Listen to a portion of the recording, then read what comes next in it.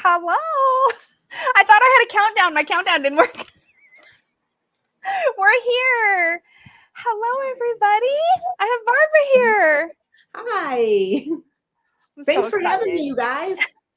Thanks for being willing to come on here. We're all super stoked to talk to you about all the things. We have been working with Good Fortune Tarot all through August and September. Those of us that could get it, I know there's some of us in the UK and I want to say Australia that are still trying to get their hands on it. Oh, wow. Yeah, I think there's been a little bit of a delay in getting it out, but I know US, Canada, we got it. I think we're right at the end of August, I think. So we've had it in hand. We've been doing all kinds of exercises. So in our deck study club, Barbara, typically we just do these like weekly posts. So we read through the guidebook in kind of chunks, and then we chat about it a little bit, and we work with the cards, do all kinds of exercises. It's super fun. Anyway, that's kind of how deck study club is. It's really great. Gives us a chance to bond with a deck, you know? So we were stoked to do this one, and I really appreciate you coming on and hanging out with us. I'm looking forward to it. I think it's going to be quite a bit of fun. Yeah, I've got to show the chat. I have like legitimately like highlighted, marked, written in it, put stickies literally all throughout the entire thing. Oh dear. There's so much good stuff in here. I was really, really blown away by like how many little, like, I want to say Easter eggs or like, yes, there's the amount of times I'm like, I started looking for crowns because every time a crown was like off of somebody's head, I was like, why is it off their head? Oh, they're disconnected from their wisdom or whatever. Brilliant, truly, where how you played with symbols and repeating in this. Really amazing. Yeah. One of my favorite things to do is find connections between the cards. And Susie Chang, brilliant teacher, she told me about a game that they play. Those smart people who know all the Kabbalah things and correspondence.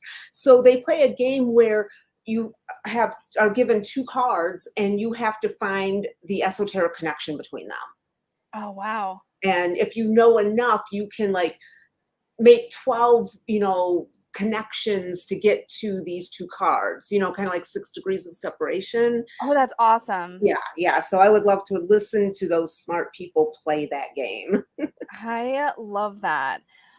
Quick hello to everybody joining us. Thank you guys so much for coming live. And those of you who are watching back after, appreciate you so much. Hopefully we get to everybody's questions. I will be starring your questions as we go, by the way, guys. So if you have a question for Barbara about the deck or anything that comes up during the chat, pop it in. Make sure you put it either in all caps or put question in all caps or tag me or something. I'm going to try to keep track of those as we go through the chat. But yeah, I wanted to talk briefly about, you have a very succinct list of a few symbols that show up again and again and again and again. And I wanted to just briefly chat about those if we could. And I don't want to steal your thunder on anything you want to share. So feel free to tell me to. But you have in the book, the ones that stood out to me the most that I noticed again and again and again was, like I mentioned, the crown, the mouse with the heart on its chest, the flying fish. I think those were the big ones that I'd love to hear a little bit about, like, I guess, why those symbols, why those were important to you to include, that kind of stuff. Oh, yeah, why those? Who knows? No, I don't mean it the way it sounds. I don't mean it like that. No. What I mean is when I start working on a deck, I create what I call mulch. Yeah. Mulch is something that nourishes a seed, and it's the soil, enriching the soil. So I read a lot. I read nonfiction. I read a lot of fiction. I watch a lot of shows about magic, like The Magicians. I mean, I get some of my philosophy from fiction. So, so I take all that in, and I did read, not The Night Circus, but the other one by that same author. And that, I can't really read her work. I love her work in the world building, but the lack of story, I feel lost, which I think is part of the experience. You're meant to feel kind of like you're in almost like an absurd play, a surreal place.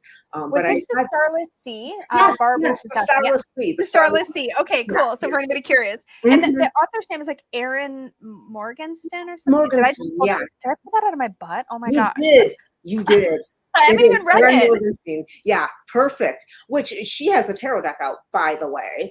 Um, Yeah, I don't think I got it when it came out because if I remember correctly, I should get it now. It's a pip deck, I think. And yeah. I've spent the last year and a half training myself to read pip decks, so Have I might you? have to check that out again. Yeah, for sure. Mm, I saw pictures of it. I think it was black and white too. And mhm. I tend to be real funky about like it has to have color. I know. There's a couple exceptions, but like mostly it has to have Mhm. color. Yeah.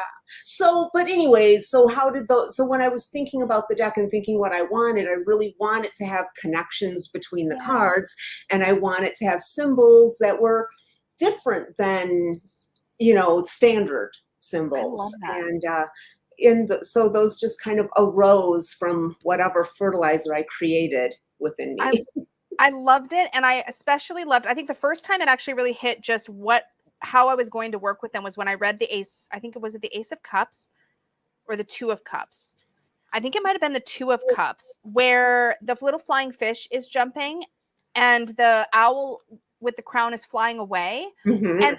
you didn't say this, I don't think, explicitly in the guidebook. And what I love about actually this is that you kind of allow us to make some of these connections. You don't spoon feed it to us, which I think is really brilliant. It kind of just enough that we're like, wait, oh wait, there's something there. And it sort of invites you to start exploring in the card and what you have to say. And I noticed right away, as soon as you said something about the flying fish being about joy or yes, I looked and I was like, wait, the flying fish in the front is all the joy and yes and exuberance of that Two of Cups feeling. But Mhm. also there's this awareness that that wisdom can kind of go out the window because we're all caught up in like this new relationship energy and this new excitement.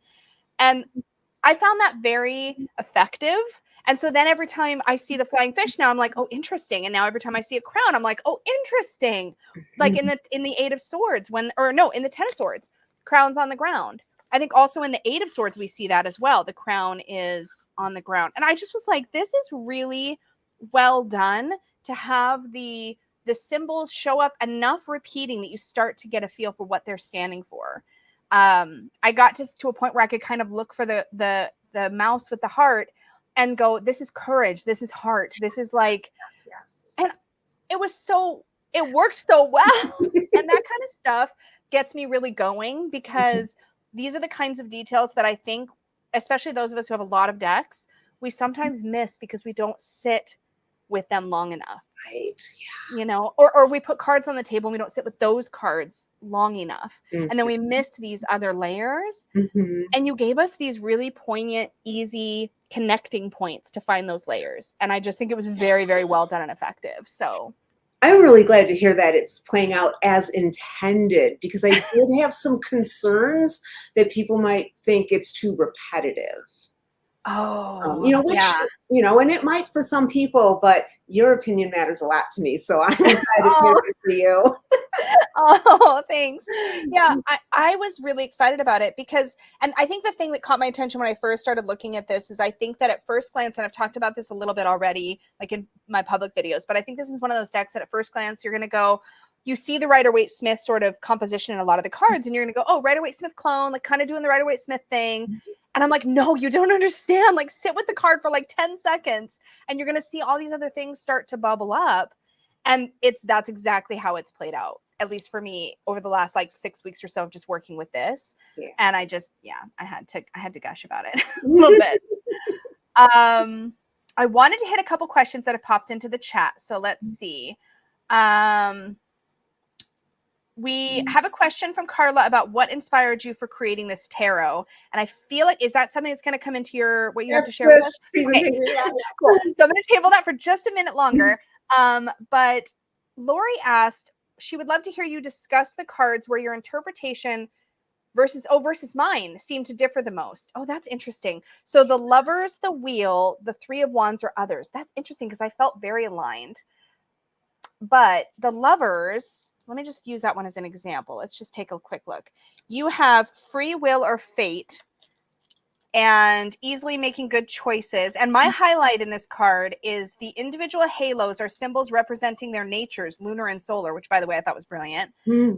When we enter a relationship with others or when we unite opposites within ourselves, we create a third entity.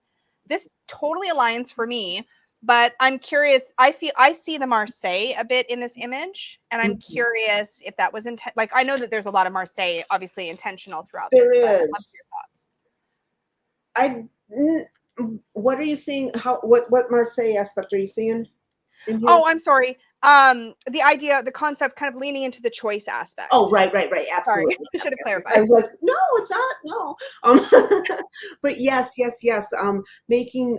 Yeah. I don't know. I think we do when we get down on, to at the bottom, we do agree. I think. Yeah, I Um, think so too. because I'm saying this is about making good choices for yourself. Yeah. And what was yours again? I think that's the same for me. Yeah, Okay. same. Making good Okay. choices. Yeah. I lean into the lovers as a choice card probably more than I lean into it as like a romance card. Me too. And mostly I think what changed that for me was Marseille actually, was the image of the man sort of choosing between two women or whatever. And Mhm. it finally gelled for me and I was like, "Oh, the main keyword I tend to use for that word is like commitment, because I feel like whatever choice you're going to make, it's going to set you on a path that you're Mhm. probably going to be on for a little while. So like make a good one because you're probably Right. going to be in that for a bit. And I feel like you're kind of like you have the same angle Mhm. about the importance of choice and all of that. And same thing with Wheel. I think you're leaning into change, which is what I lean into. I feel like we're aligned. So maybe Lori, if you have any more specific thing you want us to like hone in on, let us know and we'll check back in with Barbara. Right. um, Sure. yeah, there was another one up here I wanted to snag before I forget. Oh, here's one. Eric Non asks, "You've written so many guidebooks. How do you keep coming up with individual meanings and descriptions for the cards in new decks?" Yeah. It's probably easier than you think. Or at least it feels easy for me. For a couple of reasons. One, when I do a deck, I'm picking a theme and tarot and I'm merging them together. So, but I'm trying to stay with the Rider Waite, base. Yeah, So it's always going to have its own flavor dictated by whatever the theme we're exploring is. So yeah, that's going to change it.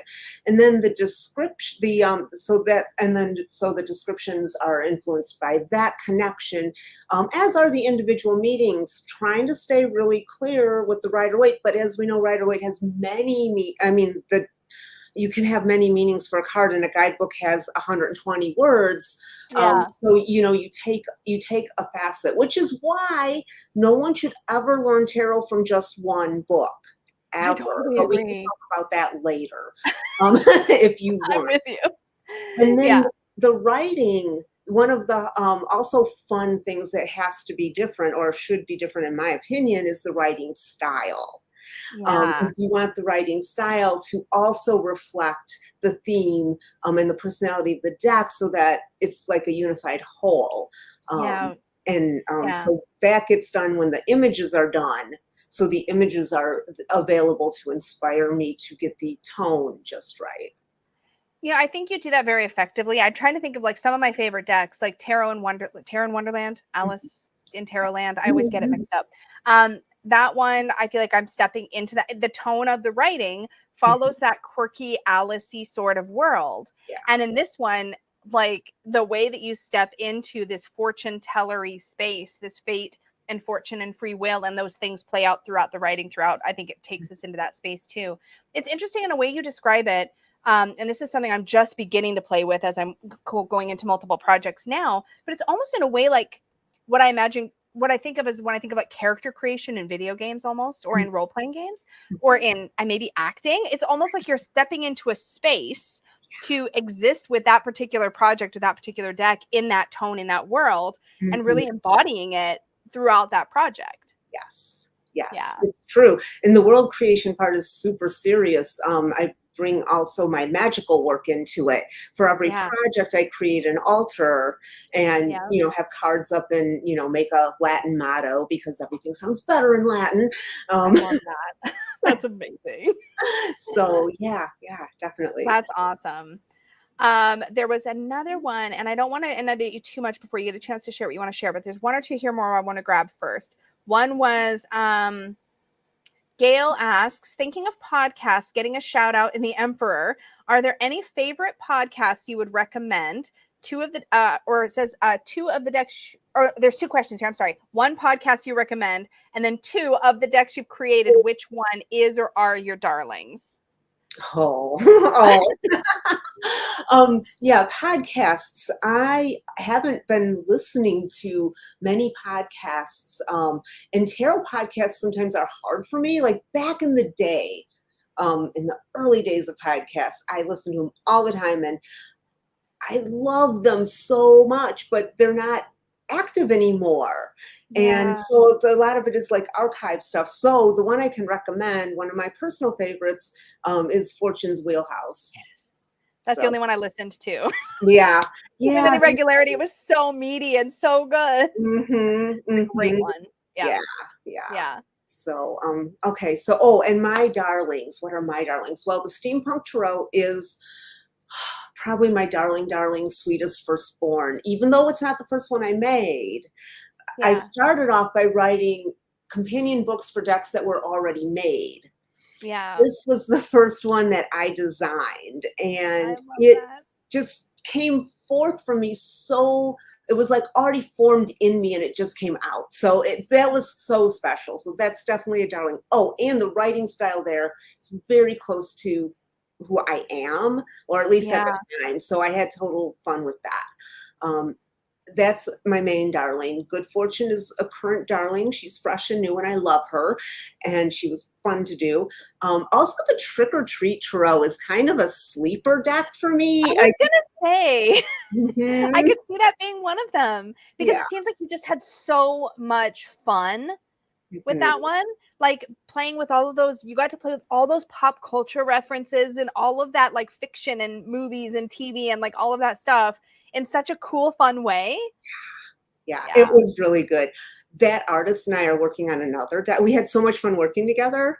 We've got Yeah. another deck in the works. So, Well, somebody was asking if there was any projects that you can talk about, any new decks to come or books that you can tell us about. mm, yeah, Mm. I mean, in general terms, I think so. I'm doing another spreads book for Llewellyn. Oh, yay. Yeah, well, I mean, my original idea was you don't need dozens of spreads. You Yep. need a handful of really good ones. Yep. And here's how what they might look like, and here's how to use them.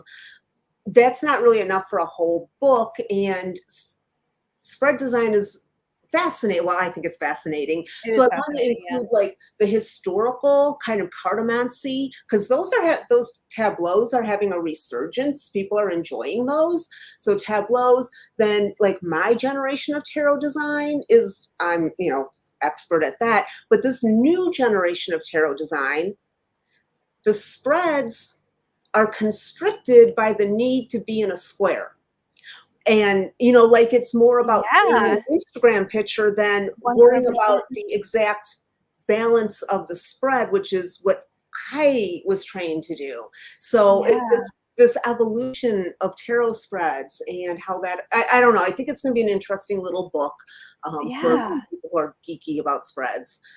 For So real. No, that's interesting to me, especially because I noticed in the Good Fortune Tarot guidebook, you did some kind of cool stuff with the spreads in the back. It wasn't just here's some cards, lay them down, here's what they mean.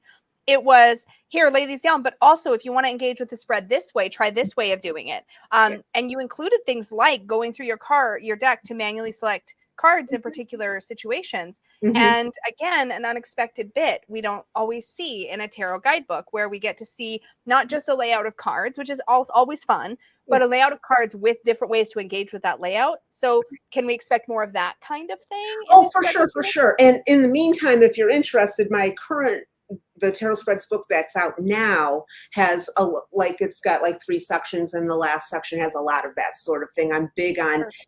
making it almost like a machine, like And you that put one's this. your tarot spread, right? Oh Yeah. no, it's just called tarot spreads. by Is it? Barbara Moore. Yeah. Oh, I guess so. I have it on my shelf. I just couldn't remember. Like, I can picture the cover. Yeah. No, it's just called Yeah, Tarot Spreads. perfect. So a new Tarot Spreads book, The Deck with Jonathan. Yeah, It's currently, I mean, the working title is Tarot by Night. All the cards are set at night. yeah, And so astrology plays a role, obviously, in this deck. So yeah, it should yeah. be good. Oh, that's awesome. Okay, cool. And when it comes to questions around like any particular card, should we just kind of hold those for now, do you think? Yeah, why don't we do just the little Like rah more rah, general stuff, whatever we right? call it. I'll go through it Perfect. really quick. So, and if you guys are bored and are uninterested, just stop me. I don't care. I have no ego in this. I'm sure we're all very interested. Okay, let me pop it up on the screen for you. All righty.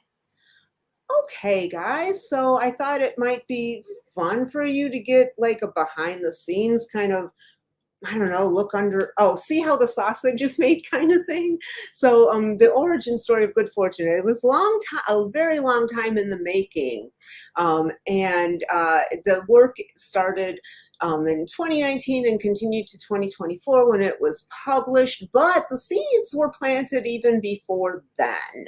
I should say, you guys all know this, one of the main I don't know, little bonuses of this deck is it has some touches of Marseille in it.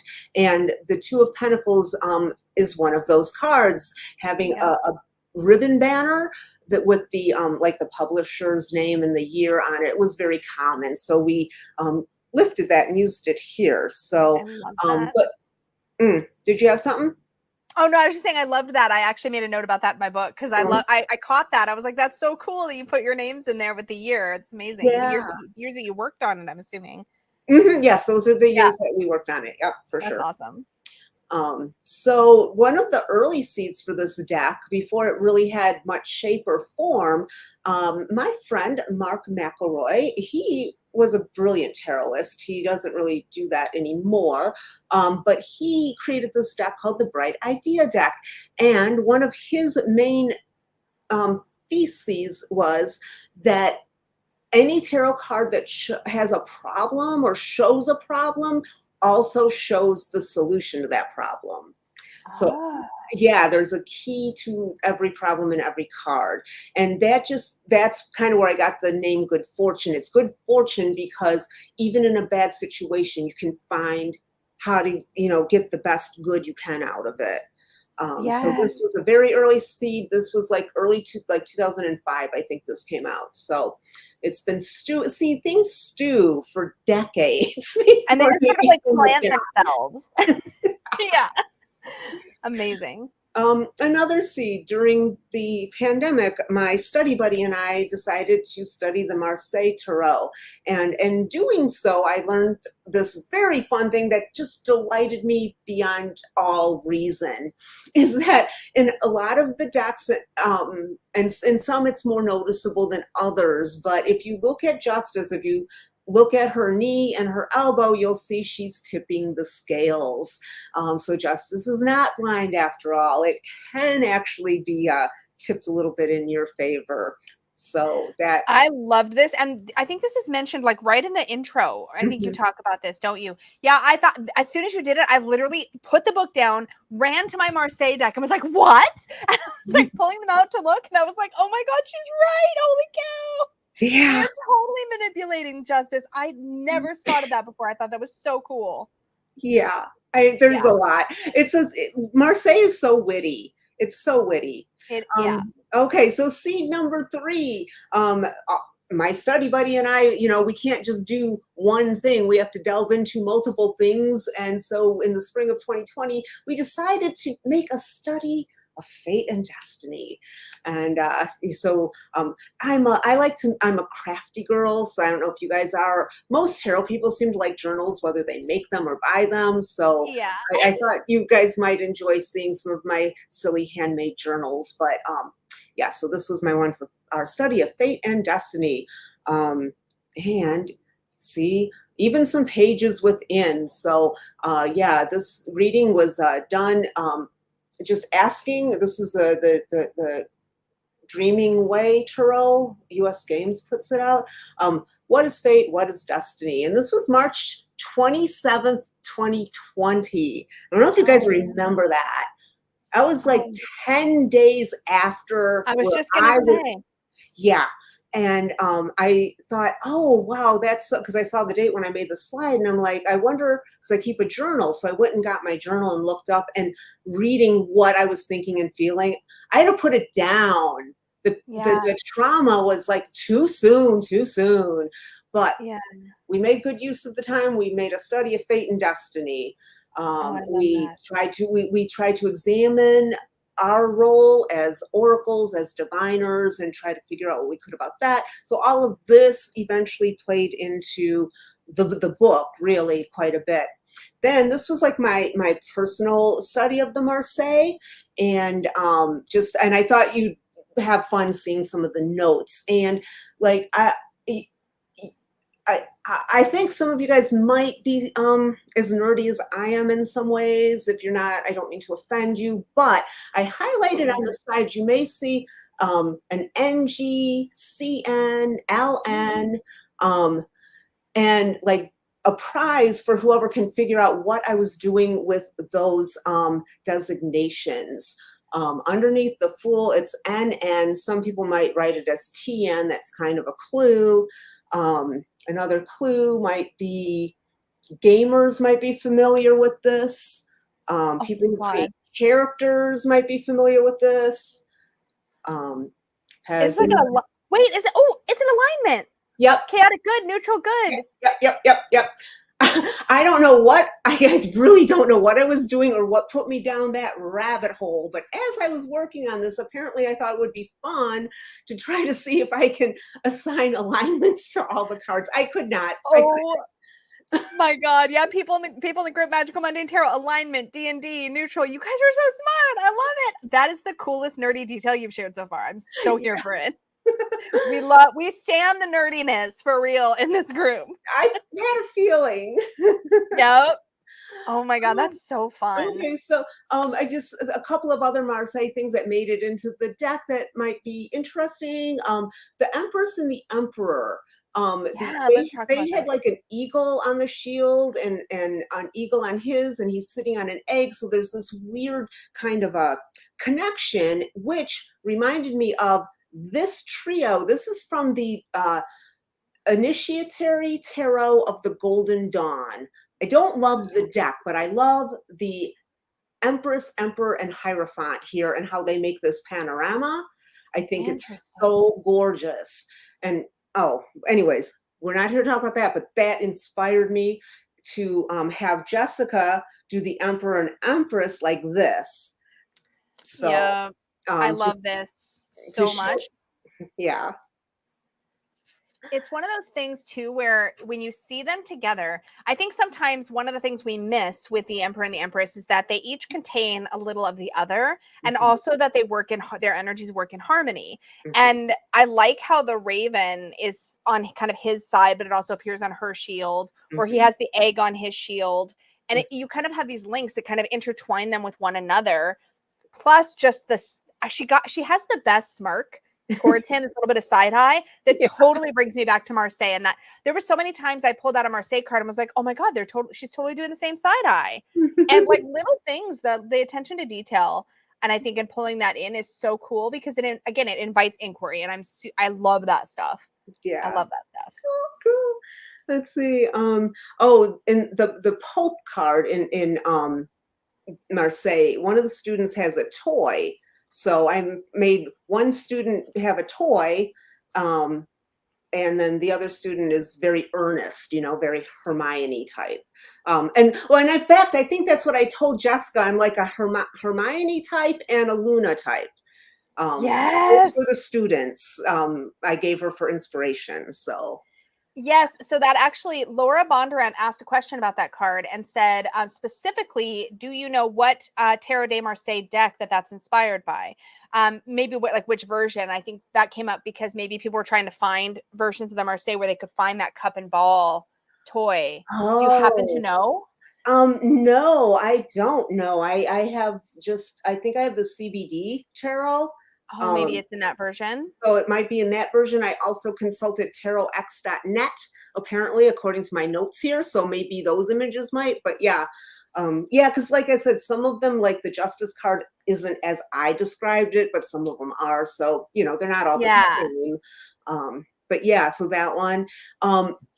And yeah, now I'm good. I'm boring myself, so I'm going to move on. No, not bored at all. I was just gonna say too, real quick on that picture with that. Yes, this.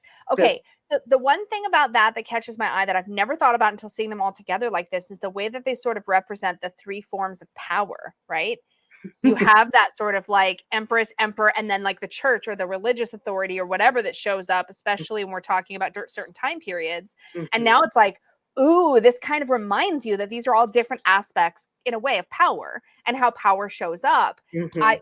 Very cool. Yeah. Very cool. Thank you. I know I could, like I said, I could talk about this thing for a while because Yeah. it works on that level for sure. And also, if you think about the self, so you have the part of you that deals with we'll call it your domestic life or your personal life, which is the Empress, your Yeah. social, civil, cultural life, or no, social and civil life is the Emperor, and then your cultural and spiritual life is the Hierophant. Hierophant. Yes. Yeah.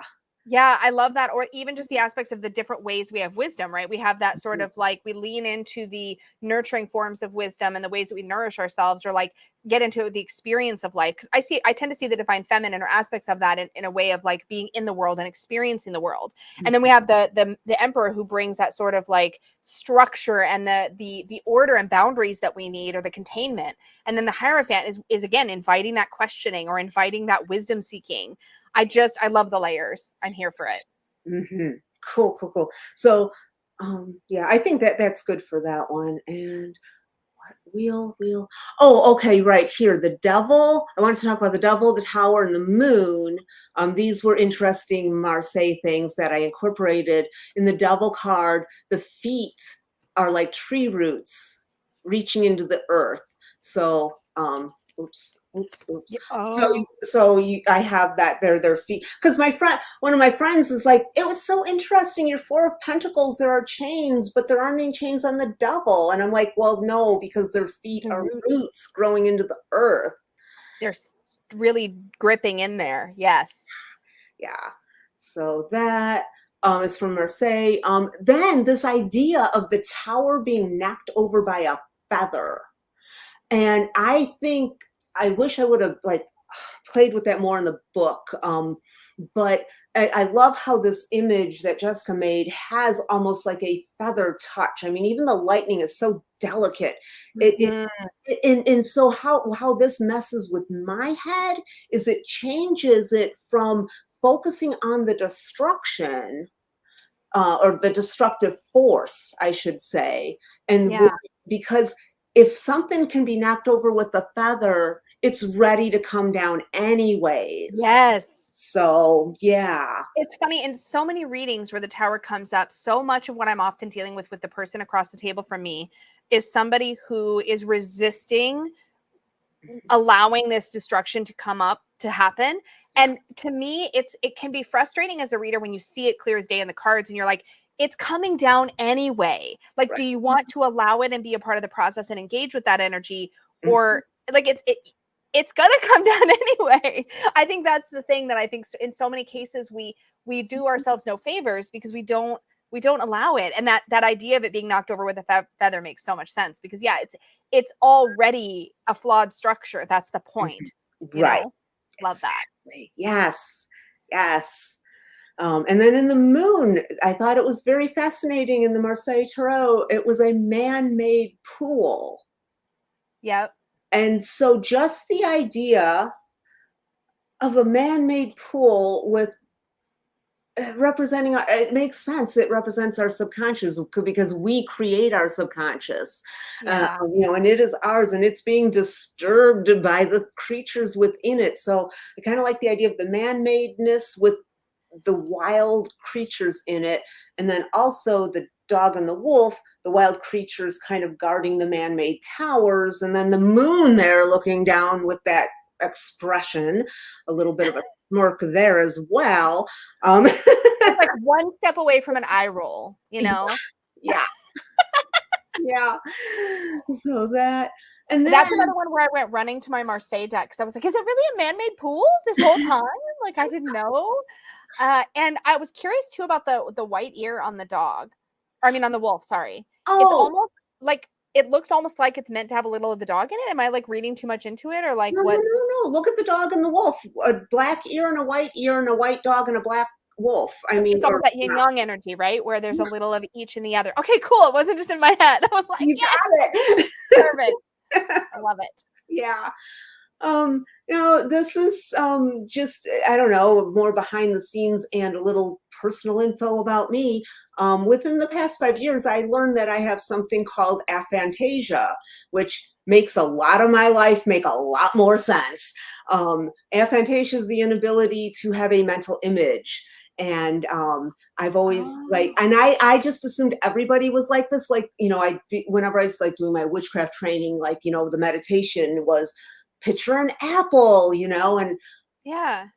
I don't, I never see anything. So this is just to show you I can't write a description for a card unless I do this.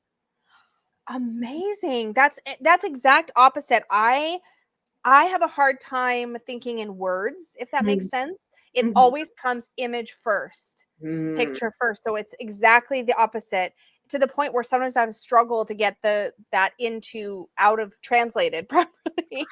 But this is cool to see you sort of map this out because this is one of those things where I can't draw to save my life. Like this is so much better than what I can do. And like when I was trying to communicate with my artist during deck creation, sometimes it's like I had a picture in my head and so I'm trying to like madly sketch in like the most horrible sketch you can possibly imagine so that I can communicate this idea. So were these for you to like sort of form the idea, that picture first kind of on paper so you could conceptualize the composition and then describe the card?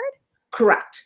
Oh, And cool. and I don't send these to the artist because I don't want them to like because my composition isn't Yeah. whatever. I use these to write the written description, and I get more detailed, obviously, and describe the background and everything, and then I send that uh, to the artist, and she works I from that. That's perfect. I love this. And I love the way that you're kind of like you're exploring it in such a tangible way as you're kind of coming up with what is important to you to be on the card and how you Mhm, want that represented. And mhm. it's cool to see this process. So thanks for sharing that with us. That's amazing. You're welcome. This is just, I always thought it would be so romantic if I could write my manuscripts longhand with a fountain pen or something. Same. So I went to a coffee shop and I had little pieces of paper and a pen and I'm like, yep, this is not going to work for me. It's just not. I compose at the computer. I cannot do Yeah. it by hand. But Yeah. I I tried. try I always to. try new things. I try to. I have a whole bullet journal with like stickers and like I never got very far. um, Aces. let's see. I wanted to highlight these two cards because they feature a special guest, Rose, I should say, Rose the Koi, Rose the Rose. Koi. So when I wrote these card descriptions, they said mentioned a fanciful fish, and when Jessica sent the description or the pictures, I said. I'm like, that looks like a koi. I Googled koi because I didn't think they had those markings like that. And so I asked her, I'm like, is this a koi or did you make this up or what? Um, and she said, no, it's a koi. She's like, it's our koi. Her parents bought a house that had a pond. The house had been unoccupied for years. These koi, they lived anyways. When they bought the house, these kois were still alive, and there were four of them, and they were named after the Golden Girls. And Rose is the one from Minnesota, which is where I'm from. So I love this. That's Um, amazing. Oh my god, she's named after Rose and the Golden Girls. yep, this is That's the Rose. best little detail. I love that so much. I love too the harmony between the ace and the page because I love the connection between those two. And so Mhm. seeing it visually represented is also really exciting. It is nice. I love it. Um, Oh, okay. This seems like out of nowhere, and it kind of is. It's mostly just for fun again because I want to give you guys some things other people don't know or have access to. So another thing that's interesting about the rider weight thing is this gentleman in these pictures. His name is Riccardo Minetti. He's retired now, but and we served for practically the same amount of time as the tarot editors. He was at Lo Scarabeo in Italy, and I was for Llewellyn, and we collaborated a lot together. We taught together in China. We, worked on projects, and he is like delighted now because we spent most of our friendship arguing about the Rider-Waite Smith, because when I started consulting with Lo Scarabeo, they're like, we want to sell more in the US. I'm like, well, make a real deck based on Rider-Waite. They're like, Yeah. that's boring. I'm like, but that's what a reader uses. And Yeah. Oh so God. he and I just argued about the stranglehold that Rider-Waite had over tarot. And I always said, no, it's foundational. It's a, well, you know what? I'm ready to admit the baggage is a little too much for me right now. We get to see bits of that. It's actually kind of fun, the irreverence that you bring to your commentary on Crowley and just the old gentleman or the old men or whatever of tarot in this guidebook is just so refreshing. Because as somebody myself who I am very much like, what is the word for it? I'm very much like bored with our RWS, like most of the time. I'm like, no, not for me. And I finally was able to articulate part of why is because the RWS images are so pervasive, they're so everywhere, that when I work with any deck and I pull a card, I've always got and this is maybe a visual mind thing, but I've always got the RWS image popping into my mind anyway. Like I know what's in the RWS. Right. So if I have the RWS on the table, I feel like I've only got half of what I could have. I have the RWS and the RWS instead of the RWS and something else. That's brilliant. So like that's what I realized was my problem, because I'm like, well, I feel like I'm working with half a deck here because I've always got those images. I'm aware of them. I don't know the Marseille as well to reference it all the time the same way, but the ones that I do reference, it's the same story. Yeah. Like I can picture a Marseille lovers card really well now, or the Marseille sun card, or there's certain ones that really stick, and it's the same thing, right? Yeah. Yeah. So yeah, I love that. Unless there's anyone wants to see any more of these pictures, I Then we're think good. that we're done with this, so we can Perfect. make I'll it flip go. us back up here. Okay. Awesome. That was amazing. Thank you for putting that together. That was really generous of you. And I definitely appreciate seeing the behind the scenes. I'm sure everybody else is loving it too. Yeah. Magical Mundane Tarot says, oops, wrong one. That brings me so much joy as a tarot history nerd. Yeah. It's actually really interesting because I didn't quite realize the relationship between, like, I didn't realize that it was so intertwined with Llewellyn and Lo Scarabeo for a long time, or Llewellyn and Blue Angel. And I'm not 100% sure how all of that works, but it is interesting to see how you kind of cross, you show up in both. Like I've seen you in Lo Scarabeo things and obviously in Llewellyn things, Right. which makes sense now. Yeah. Yeah. The relationship is pretty simple. I Yeah. can explain if you like. Perfect. Yeah. Llewellyn is the North American distributor for Blue Angel and Lo Scarabeo. So that's what we share. Our relationship with Lo Scarabeo is a little bit closer. We've been very, I don't know, not kind of partners, but kind of not. Yeah. Good buddies. Mario was just here. Mario, he's one of the owners of Lo Scarabeo. He was just here yesterday from Oh, Italy. wow. So it is a closer relationship, but we still don't like do co-publishing projects or anything. Right. So Yeah. they're like European, is my understanding correctly? And then is Blue Angel Australian. Australian? Okay, okay, that's what I was wondering. So then Llewellyn becomes the North American hub for these other areas. Gotcha. Okay, Yeah. understood. Right. Understood. Yep. That makes sense. So you shared a lot of your inspiration for creating the deck.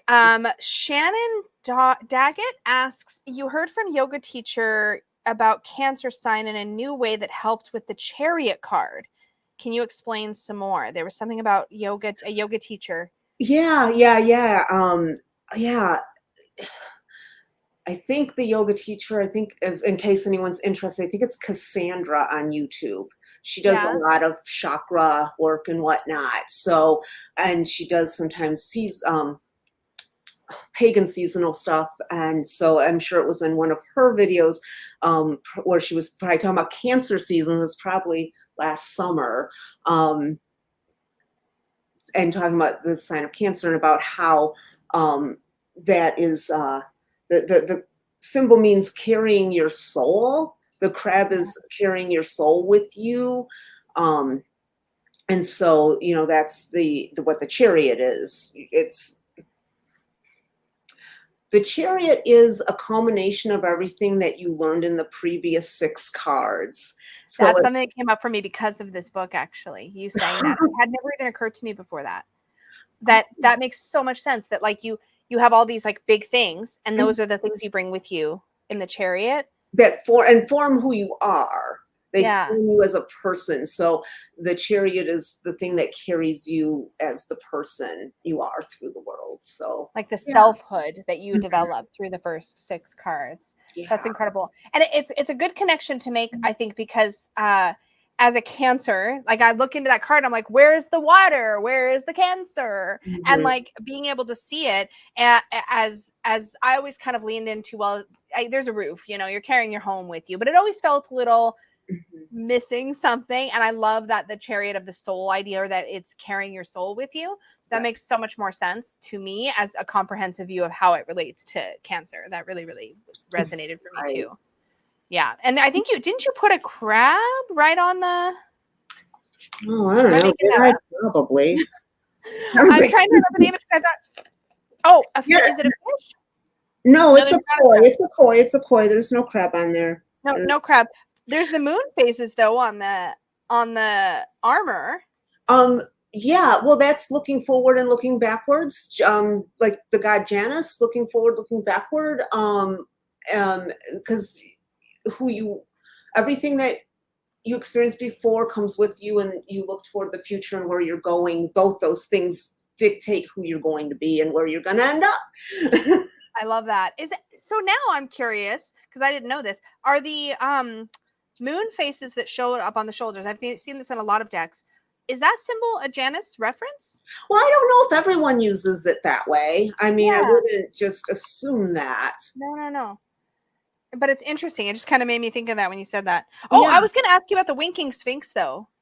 Was that a you thing, a Jessica thing, a both of you thing? I am assuming it was a... You know, I'm going to pull up my card descriptions. That's totally cool. I'm just super curious because I literally wrote "Ask Barbara about the winking sphinx." I think because it just caught my eye and I was just curious. Yeah, no, there's just that like little bit of playfulness in it. Right. Yeah. While you're looking that up, Magical Mundane Tarot said Cancer in the Chariot started a pretty intense live discussion once in an astrology group I'm in. I'm keeping this perspective on hand for the future. Yes. Okay. Oh, wow. Now I've already forgot. What am I looking up? Oh, the winking sphinx. The winking sphinx. And the chariot. Okay, no, this came from me. Whether I got it from the Marseille or not, I'd have to look at that thing again. But no, I wrote the Sphinx on the left is more fanciful / feminine, and in italics, winking at us. So that was a big deal to me because I italicized it. I love it. Oh my God. And that's now, again, when I'm thinking of sort of Marseille or even like the Rider-Waite-Smith, and I'm thinking of the black and white horses, it never occurred to me before that they could be referencing that sort of yin-yang quality of the active and the receptive quality. Sweetie. Really? Really? Oh, cool. That's like, cool. I knew they were going in opposite, like I knew they were pulling in opposite directions, but I don't think I'd ever you know, sometimes the obvious crap just like goes over your head. Well, that's what's so cool about tarot, because this kind of thing happens all the time. It's my favorite thing, for real. I love that I'm still surprised or still caught off guard by things. That makes me super happy. Okay, so I'm gonna go ahead and say that the chariot in the Marseille was where I got that from, because I'm looking at my notes there, and yup, one fanciful and winking in the I love it Marseille. Yep. so much. That's Mhm. awesome. Okay, so Selenite Seer was asking about the court card, how you formatted the court cards in the guidebook. And I'm going to share the question. She wasn't entirely sure that it was going to come across quite right, so we're going to roll with it. But basically, she owns a couple of your decks, and the guidebooks have great inputs, but unsure how to interpret the courts in this guidebook. So a little bit of a different take. And I noticed this when I was going through that rather than kind of going into that sort of deep card by card, you took a more an approach that I think for me, it makes sense because of how I work with the courts, but you did take an approach where you look at the elemental sort of energy and kind of the rank and then sort of looked at it in a big picture kind of way. Can you talk about that a little bit? Sure, I can. I've my most dreaded part of writing any tarot book is the court cards. Really? Not because they're hard, but No. because it's boring. It's well, because unless you're listing a list of traits, if you're describing a human being, Yeah. that page of cups represents a million different people.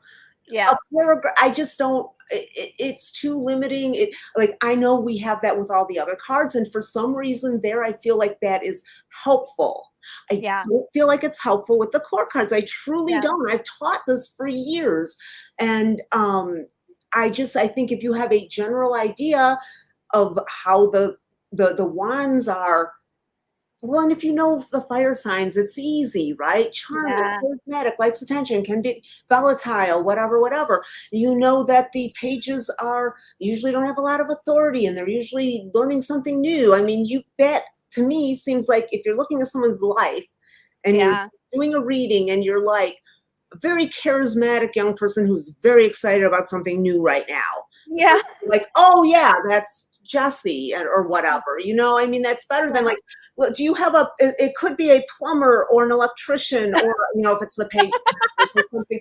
I mean, I just don't, for me, that's not useful. I know, but there's lots of different ways to learn, which is Yeah. why there are so many different books available. So, Agree. I totally agree. I will say it's if you go into the guidebook and you go straight to look up a court card, I think you are missing some of the substance in the book about the court cards because you do have a substantial, I would say, introduction to the court card section that does describe a lot of that does explain your perspective right. and why you approach the court cards this way. So I would say for anybody studying the deck, if you haven't read, I would say like what pages 226 through 230 or so, that kind of leads you into this way of exploring the court cards. And I found that intensely helpful. And I found anyway that like looking at them through this little section where you kind of sort of synopsize, like wands courts are going to be like this generally. I was like, yes, they absolutely are like that. And like it is helpful. But I do think you just need to kind of get outside the box a little bit on what you expect because this is why I feel like court cards are kind of their own suit almost. They behave completely differently than all the other cards. Yes, So kind of approaching them differently can be helpful. So no, I think it was a good question, Selenite Seer, and thank you for definitely. asking it. Yeah, yeah. Let's see.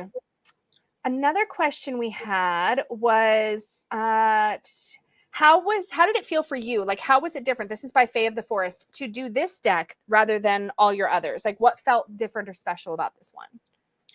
The biggest difference for me, because I'm happy to say like all my decks have the same solid foundation of how the deck is eventually created.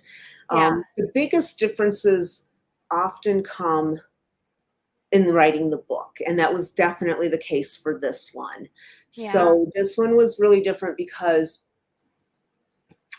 oh well, I've told this story a couple of times, not to you guys because I haven't met you yet, but the story is this. I started writing this book last winter, last spring, and AI was kind of a lot then, and as editors, we were learning how to look for AI created manuscripts. It was just a thing. It's very much on my mind, and I'm like, and I'm like, I need to play with it because I need to know what's going on. And so Yeah. I'm like, okay. So I thought about my voice, my general voice, approachable, practical, blah, blah, blah, whatever it is. I wrote that and I'm like, write an introduction to a tarot 101 book, and it did. And when my wife came home, I'm like, hey, honey, listen to this. And I read it, and she's like, oh, that is so good. Which one of your books is that from again? And I went, and I'm like, okay. If my voice and style is that easy to mimic, I want to do something about that. And I was also at that same time studying abstract art. And I love when you're studying different things and they cross paths and help each other, like that yoga and cancer thing. So abstract art, one of the reasons it came to be is because of the invention of the camera. So for many centuries, artists spent time trying to create reality, but then suddenly you have a camera and it can do it. What do you want an artist for? So that's why they started doing abstract art, because a camera can't do that.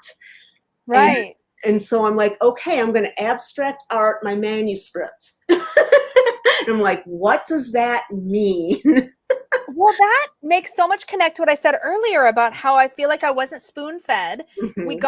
You did this great job of kind of tiptoeing and kind of teasing, but not in a way that was frustrating. Like, I wasn't reading and going, why won't she just tell us what it means? I wasn't doing that. But I was doing this thing of like, oh, I kind of want to poke around over here or over there. It definitely pulled us in, I think, intrigue-wise.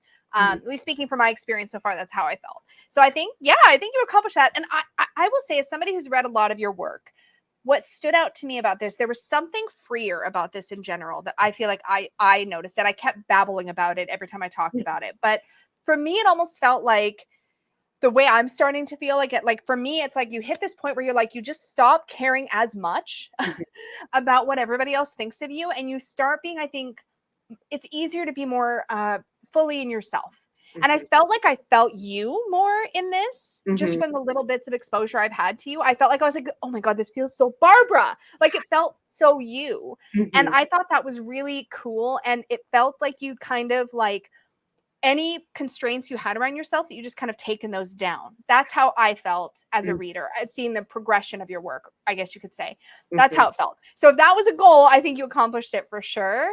Awesome. Yes. Thank you. Thank you. Free is definitely the word. Definitely. It really felt much more free, for sure. I have another one here. Oh, hello, Benny. Yeah, Faye of the Forest says the way you did the quartz was so amazing to me. Yes, totally agree. Thank you. Yeah, it was really good.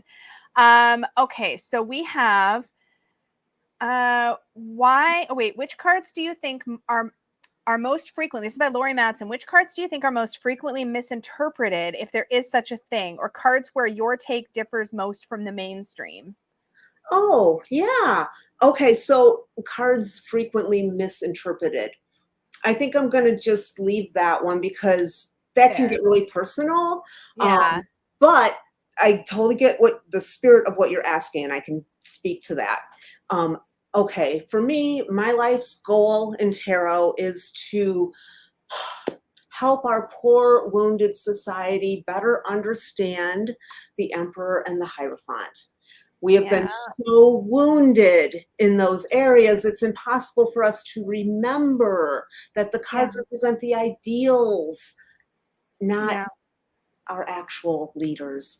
And I've had to do so much work to like separate my daddy issues, like legitimately, from the Emperor. And that can be really challenging. Same thing with mom issues with the Empress, because we're kind of fed this, like, this is what this represents. And if you don't have a good example in that area, it turns icky real fast. Right. Yeah. So those two, I think, are where I'm most concerned about differing from the mainstream. So that, let me see if I can think of anything else that's really prominent. I think I'm really rebellious. Yeah, I'm not, I'm a traditionalist. I am a Hierophant. I really am. I like the tried and true. But I like having fun too, as we found out in Good Fortune. So there we go. Okay, what about the Three of Swords? That's an often controversial card. Is it?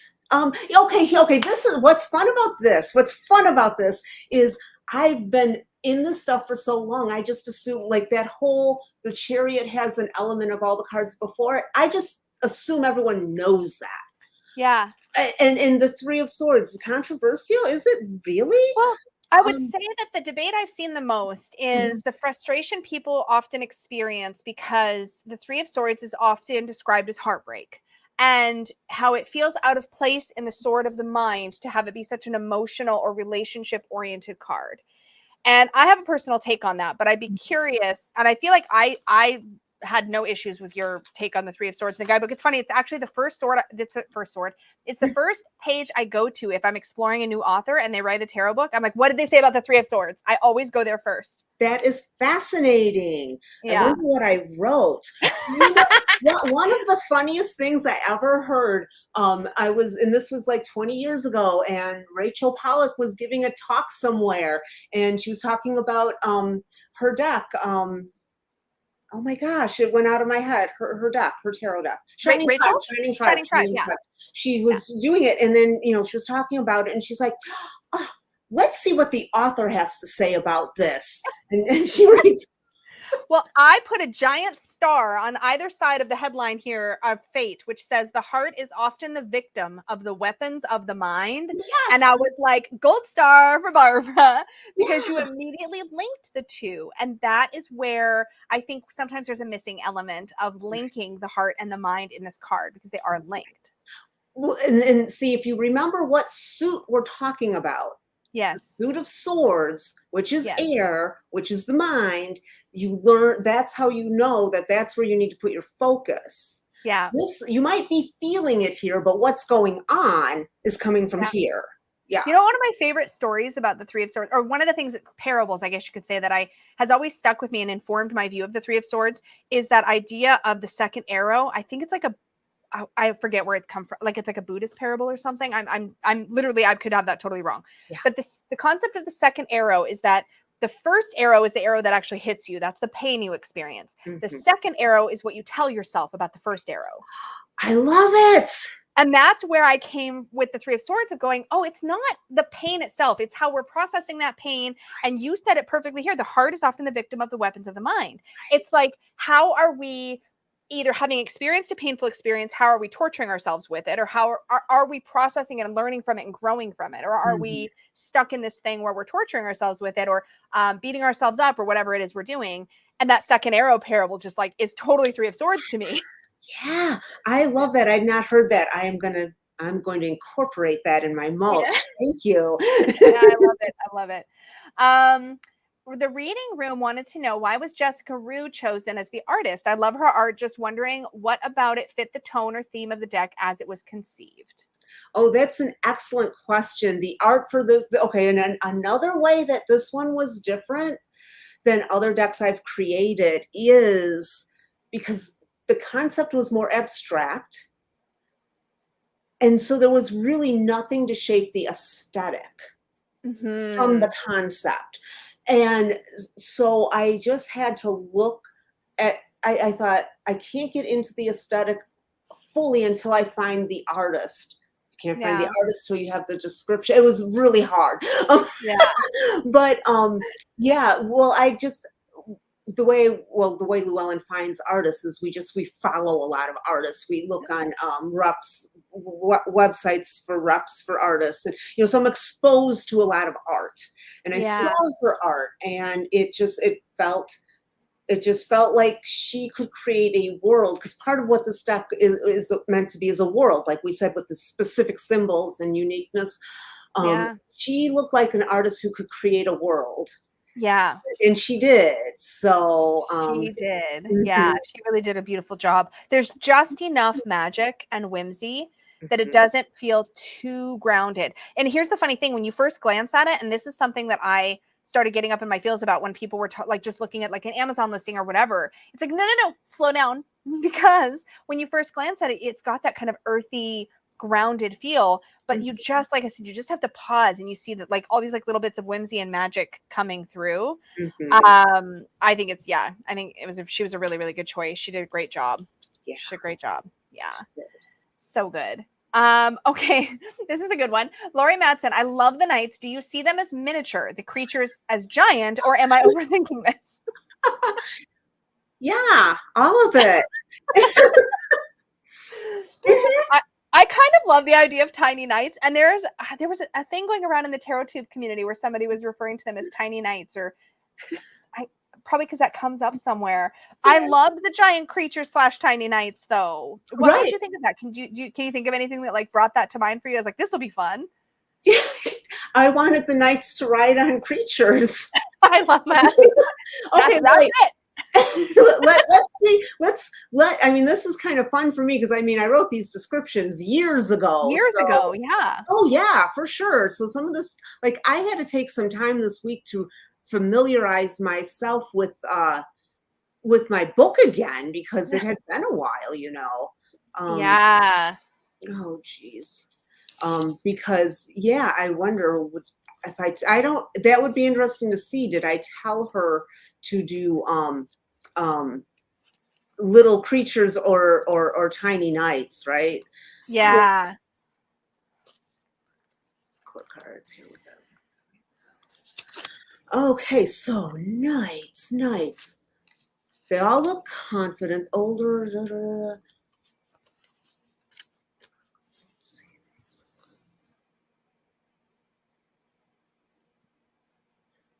Yeah, no, I don't. The size is completely whatever it looks like to you. How it came out. I love that. Reading Room says one of my dream tarot decks is one based on the borrowers, where everyone is tiny in a big world.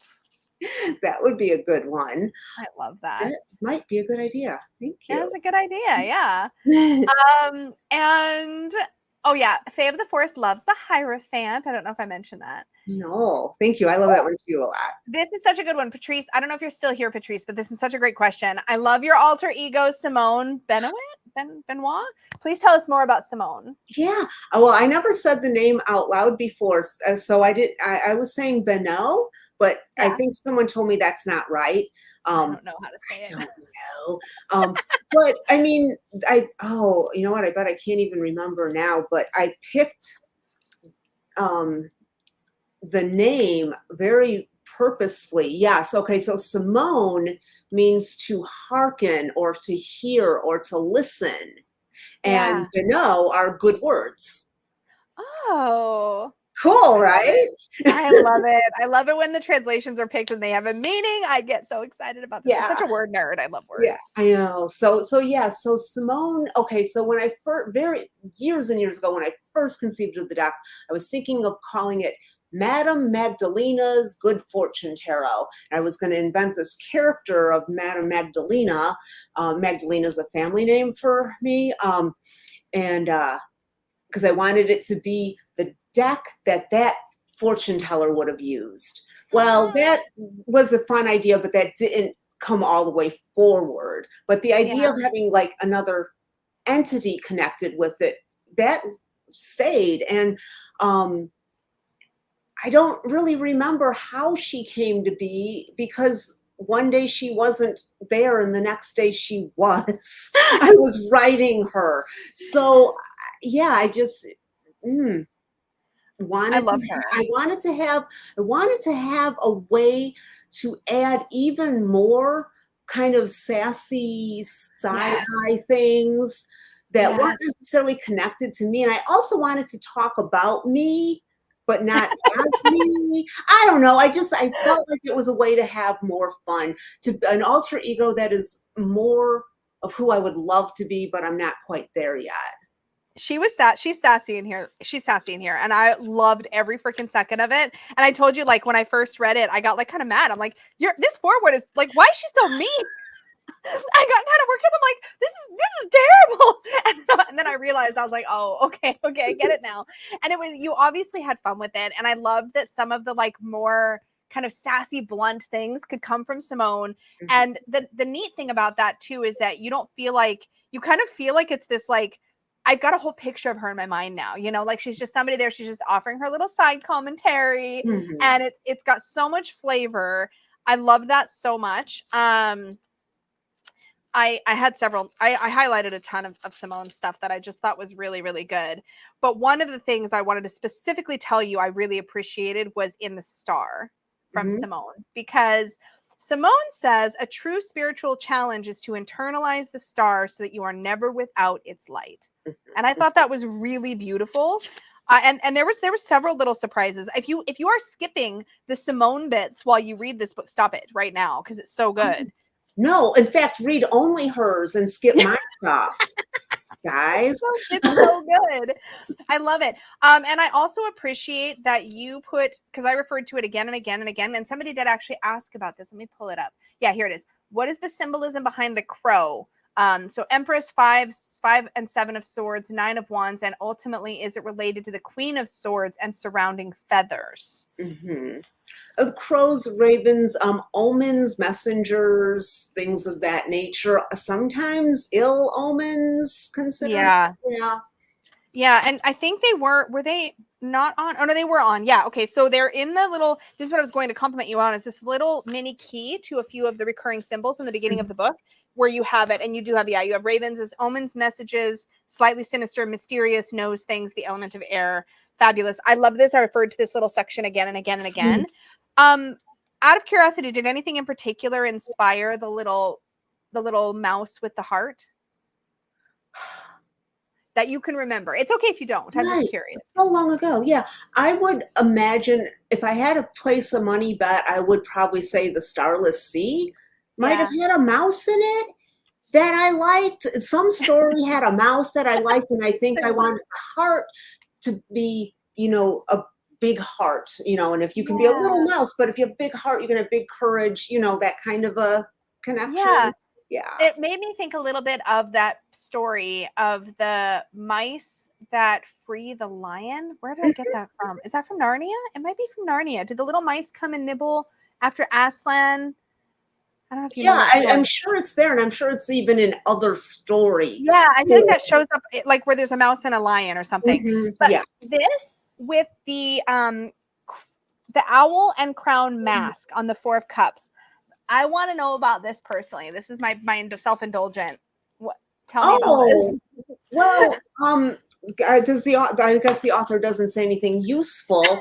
I would say, okay, so the whole owl crown thing is like your own wise authority. Yeah. And he's wearing a mask.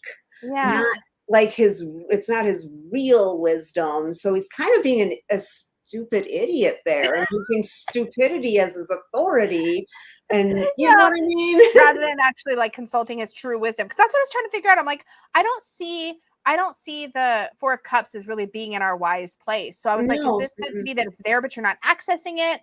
But that makes sense with the mask. He's kind of like putting on a show, but he's not actually like digging in and doing the work of it. Right. That makes tons of sense. I love that you got the packs into the 4 of Swords. Yes. People miss that in the Rider-Waite all the time. That was one of my things I found when I had never encountered that little detail until I was researching for my own book. And then because I was spending so much dang time with the Rider-Waite Smith, I started seeing things I'd never noticed before, and that was one of them. There's also an exercise in here by Simone that she suggests, and I thought this was really interesting, to compare the 6 of a suit to its corresponding 9. And it says, see how the sweet spot of the 6 evolves into a philosophy. Cool, huh? Simone is something else. So brilliant. I had never sat with that before. But when especially I pulled out all my 6s and 9s and was like looking at them, and I'm like, oh, okay, I see it. And like, if you want a really clear example, I feel like the 6 of Cups and the 9 of Cups and the 6 of Wands and the 9 of Wands were the most striking to me out of the gate.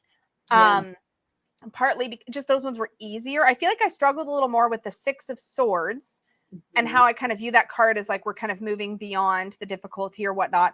And then the 9 of Swords, where we're actually in the kind of mire of it all mentally, seeing that as a evolved philosophy. But in a way, one of the things I talk about in the 6 of Swords sometimes is that it's always interesting to me to think about whether we're leaving the swords behind or bringing them with us. Like what is our relationship to the baggage from the past? So I wonder if sometimes the 9 then, and I'm thinking out loud and kind of asking at the same time, but like, could the 9 then be potentially the result of carrying that baggage with you, and now you're sort of torturing yourself with it? Right. Simone didn't say evolved philosophy, did she? No, evolves into a philosophy. Evolves into So a not necessarily a good or philosophy. helpful philosophy. Mhm. Noted. Okay. Exactly. Exactly. Perfect. Yeah, Mhm. yeah. Okay, gotcha. That makes sense. Also, so many of us caught and loved the connection between the Ten of Wands and the Ten of Cups. I was going to ask, yes, I love that one too. That was such a good connection, especially because I think the Ten of Wands, we often see the negative side first Mhm. and not but we're still doing something. We're just, it's hard and Yeah, it's heavy, but yeah. like we still have the ability to see it through and finish it. And we see that in the Ten of Cups. And I just think that's really cool. I think I have to credit my little sister Jo, who's like in her 40s. But she has 2 children, Benjamin and Lily, the loves of my life, 8 and 7. And one of the things she tells them a lot is, we are brave and we are strong and we can do hard things. Um, Oh, so yeah. that kind of plays in that connection there. Yeah, I feel like as somebody who often gets myself into a place where I feel overwhelmed, I often go right there with the Ten of Wands and forget to remind myself that, yeah, but the reason that happens so much is because a lot of the time I am capable of doing so much and I don't give myself the credit to be able to do those things. It's like, oh, I'm just overburdened. And it's like, well, sometimes I'm not. Sometimes I just need to like think smarter, not harder. And there's that. Mhm. Oh my gosh. The only other thing I was gonna ask you, or no, I guess maybe this is just like something I was just proud of myself for noticing. I'm not sure, but I spotted this is a golden egg, right, in Mhm. the skeleton Yes. of death, and I was like, so is that's his soul, Mhm. right, being kind of represented within that? I just thought that was neat. I, Yeah. I I think that was it. Yeah, that and the crown of antlers. Just if there was anything specific to that, but Yeah, I don't remember if there was anything specific with that. If I didn't put it in the book, I think I like the idea of the well, it's a wild natural authority, because crowns yeah, are that authority and power. And once you've let go of all the skin and muscle and stuff, it's like just what's very essential remains. Yeah, yeah. like that. I love Yeah. that. Um, And Faye of the Forest says the swords and the umbrella in the Seven of Swords is such a good thing. That was so smart. Yeah, I have a thing with umbrellas and parasols and fictional main characters. Um, Really? so this in the steampunk tarot, the Chariot, she has a parasol, an umbrella, and that's the starry canopy over her. Oh, And really? that was inspired by, well, I was into steampunk big time at the time, and I forget the author's name now, but I loved her at the time. But she wrote the series that includes the book Soulless.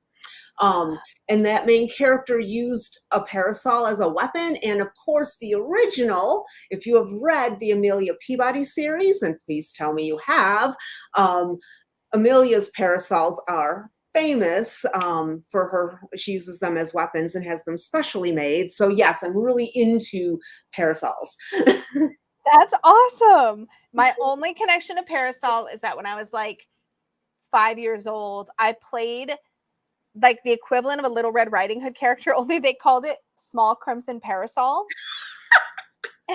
And I was like a totally different cultural take on the Little Red Riding Hood story. I think it was like set in Japan or something. And it was Small Crimson Parasol instead of Little Red Riding Hood. I love Like it. literally my only connection to that. Oh, childhood. Amazing. Mhm. Yeah, I think I just have to say, like, so many of the time the illustrations are stripped, they're not, I want to say they're stripped back, they're not, I don't mean that to say that they're not detailed, but I mean it to say they're clear enough to look at, that when there's a symbol, it immediately grabs the eye. So it's like, if there's a raven, why is the raven? And then you go back to the beginning where you list what the ravens mean, and you can dig into that connection. And I did that so many times throughout this that I just couldn't stop. I just kept seeing it everywhere, and I just love it. Well, I wonder if you found the one actual for real mistake that is in one of the cards that Simone turned into a new mythology. Oh, see, one of the things Simone does, she does share a lot of historical cartomancy based tidbits. And there was a bad mistake in one of the cards that we didn't see until it was too late. And so I thought I'm going to turn that to an advantage and create a new tarot mythology. And no one yet has written to me or noticed it. So, and it's I have to know. Wait, I have to know. I have gone over this thing with a fine-tooth comb. okay. Do you want me to put you out of your misery? Yes, I definitely do. Please tell me. Well, It will drive me crazy. if you take a look at the Six of Pentacles. Okay, let me look at the Six of Pentacles and see if I spot it. Somebody in the chat, let us know if you spot it. But if you turned it into something, oh, I remember this. I specifically remember this because Simone mentions that it's lucky if there's no pentacles in the Six of Pentacles. I legitimately read that, was like, oh, that's why there's no, that makes perfect sense. Yeah, of course. No, it was a mistake. I forgot to put it in the description. Jessica forgot. The art director, or everyone who routed it, nobody noticed. That it was just money and no pentacles. That is amazing. It literally looks intentional. It looks intentional. And Simone, that was brilliant. We stan. Amazing. Because I specifically was like, I've never heard that before. That's so interesting. And then I actually almost pulled out other decks to check if it was a theme. I'm not even kidding. But keep in mind, your girl's very gullible. we buy everything. That is amazing. I want to know if anybody else clocked it. Let us know in the chat if you caught it. But that, yeah, it does not in any way look or feel like a mistake. To me, a mistake, like a more obvious, like fatal error would be like if there's a miscount. It drives me batty when that happens. If there's like the wrong number of things. Mm-hmm. There's still a deck that I actually want, even though it's so stripped back and super simple. And I even reached out to the creator. I'm like, has this error ever been fixed? But it's Pipish. So all it is pips on a white background. Mm-hmm. And still the number is wrong on one of the things. And I cannot. I'm like, that's the only thing on the card. Like if it's not right, it's going to drive me crazy. But yeah, sometimes people give me crap over the 8 of Cups in the Steampunk Tarot because they're like, why are there only 7 cups? And it's not a mistake. The 8th cup is the one they're going after. Oh, so it's intentional. It's intentional, but it didn't quite work for everybody. But you also got to read the book. I'm just saying, like, before you bitch, read the book. Well, at least understand the intention. I love that. I mean, because like read the book or not, whatever is your way. But yes, before you bitch, read the book. Yeah, before you bitch. Yeah. Yeah. It's totally fine to not read, like to just read intuitively. I have no issue with that whatsoever. But yeah, if you're going to highlight something as like this is a problem, at least make sure it wasn't on purpose. Right. Because if it's on purpose, then it's like a different perspective, right? Mm-hmm. Mm-hmm. Oh my gosh. Yeah. What is this? Parasol Protocorit by Gail. Okay, wait. Gail Carriger. Yeah. Carriger. Yes, that is it. That is it. You got it. Thank you. They're picking up what you're putting down. And Barb has been like on it with the links. We have seen links to your spread book. She found the link for the original parable of the second arrow and put that in the chat. Wow. Cool. Doing such a great job. Oh my gosh. Thank you so much for letting us especially me, pepper you with questions. I honestly I could talk about this deck for a very long time. And I don't think I've actually spent time with the Llewellyn deck and gotten this many out of the box things in a very, very, very long time. And I think that says something because I'm sure Llewellyn has a feel. When you pick up a Llewellyn deck, you kind of know what to expect. And obviously that's intentional as part of the branding, but like sometimes we kind of just immediately go, oh, it's a Llewellyn deck. It's going to be like this. And I think you really stretched those expectations in a lot of really cool directions. Thank you. Thank you. Really, really fun. Well, thanks for having me and letting me be all self-indulgent and talk about things and show you pictures of things. I appreciate it. It's the best. And I think you really inspired me to try to do this again for our deck study clubs, is try to reach out to more creators. I'm weirdly shy about, well, I told you this because the first time I saw you, remember, I didn't come say hello. I was like, it's Barbara. I can't say hello to Barbara. And you're like, don't do that. But like, weirdly, I'm on YouTube all the time, but it's like always really like nerve-wracking to reach out to people. But it's so much value to just sit here and talk to you about, your thoughts behind this deck. Yeah. I would encourage you to. People love to talk about stuff they make. Yeah. Yeah. I feel like I know this now. So it's starting to make more sense. Yeah, we're getting there. But thank you again so much. I'm going to let you, I know it's quite late there. We're going to wrap this up, but you all, thank you so, so much. And those of you who watch back later, if you have more comments, leave them down below. And if I get a chance, I'll run them by Barbara when she has time and maybe bring back answers for you if I can. But we will be having another live stream, just us, where we kind of break down and chat about the deck and our experiences with it in a week or two. So keep an eye on the YouTube stuff for all of that. And thank you all so much. Thank you We're going guys. to get It going. was wonderful. Thank you, Thank Lisa. you. All Great. right. All right. Bye.